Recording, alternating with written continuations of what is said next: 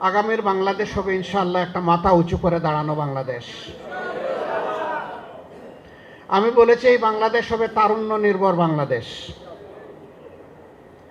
এই বাংলাদেশ বিশ্বের সভ্য জাতিগুলোর সাথে প্রতিযোগিতা করার বাংলাদেশ। এই বাংলাদেশ হবে প্রত্যেকটি মানুষের জীবন সম্পদ এবং ইজ্জতের নিরাপত্তার বাংলাদেশ। বিশেষ করে আমাদের মা বোনদের ইজ্জতের নিরাপত্তা শতভাগ নিশ্চিত করার বাংলাদেশ। আর কোথাও থেকে কোনো একজন মা বোন কিংবা জায়ার কান্নার আমরা শুনতে চাই না। এই সমাজ আমাকে অপমান করেছে এই বক্তব্য আর শুনতে চাই না। বরঞ্চ তারা যেন মাথা উঁচু করে স্বস্তির সাথে তারা বলতে পারেন আমি একজন গর্বিত বাংলাদেশী। আমাদের তরুণরা যেন বলতে পারে আমরা আর হাত পাতা ভিক্ষুকের জাতি নই, আমরা স্বনির্ভর বাংলাদেশের তরুণ নাগরিক। আমরা এমন একটি বাংলাদেশ তৈরি করতে চাই। এজন্য আমাদের কোনো রাজনৈতিক বন্ধু সংগঠন ঘোষণা করেছেন আমরা যদি নির্বাচিত হই, অর্থাৎ তারা যদি নির্বাচিত হন, তাহলে আগামীতে সবাইকে নিয়ে তারা দেশ গড়বেন, কিন্তু কোনো পার্টিকে তারা নেবেন না। আমরা তাদেরকে সুসংবাদ দিচ্ছি, আমরা জাতিকে সুসংবাদ দিচ্ছি, যেই জাতি একটা ঐক্যবদ্ধ জাতি চায়।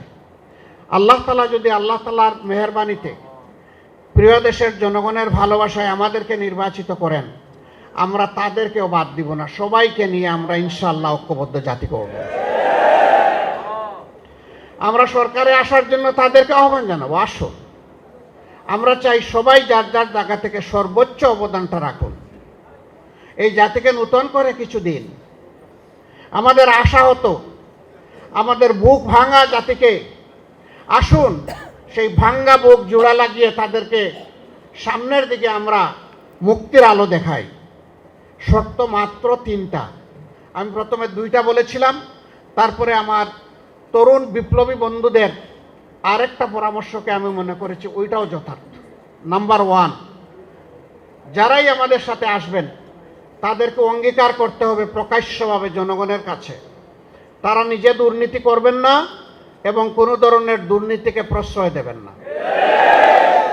নাম্বার 2, সমাজে সকলের জন্য ন্যায় বিচার নিশ্চিত হবে, কোনো রাজনৈতিক দল কিংবা ব্যক্তি বিচার ব্যবস্থার উপর সামান্য কোনো হস্তক্ষেপ করতে পারবেন না। নাম্বার 3, জাতির প্রত্যাশা পূরণে এ পর্যন্ত সংস্কারের জন্য যে সমস্ত প্রস্তাব পেশ করা হয়েছে তারা এই সংস্কার আন্তরিকতার সাথে বাস্তবায়নের সহযোগী হবেন, অংশগ্রহণকারী হবেন। এই 3 বিষয়ে যারা একমত হবেন তাদের জন্য আমাদের দরজা খোলা থাকবে ইনশাআল্লাহ। আমরা জানি না আগামী দিন আল্লাহ তাআলা এই বাংলাদেশ জাতির দায়িত্ব কার হাতে তুলে দেবেন, কারণ আল্লাহ নিজেই ঘোষণা করেছেন কুলিল্লাহুম্মা মালিকাল মুলক তুতিল মুলকা মান তাশা। এ মহান সৃষ্টি জগতের সব কিছুর বাদশাহী আমার, আমি আল্লাহ। এরপরে সেই আল্লাহ তাআলা বলছেন তবে দুনিয়ার শৃঙ্খলার জন্যে বিভিন্ন জায়গায় বিভিন্ন জাতি গোষ্ঠী ভাষা বর্ণ আমি তৈরি করেছি। ওই জায়গাগুলোতে আমি ছোট ছোট মুলুকিয়ত দিয়ে থাকি, কর্তৃত্ব দিয়ে থাকি, শাসন ক্ষমতা দিয়ে থাকি। আমি দেই মানুষের কল্যাণের জন্য দেই, সমাজের শৃঙ্খলার জন্য দেই, শান্তির জন্য দেই।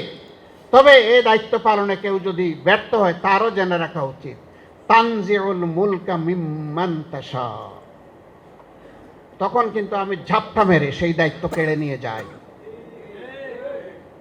একটা দল তারা বুকিং দিয়েছিল ক্ষমতার 2041 সাল পর্যন্ত, তাই না? জেলে ছিলাম, 24 7 জানুয়ারির নির্বাচনের সময় জেলে ছিলাম, অন্যান্য দলের সিনিয়র নেতৃবৃন্দ একসাথেই ছিলাম। হতাশ, সবাই হতাশ।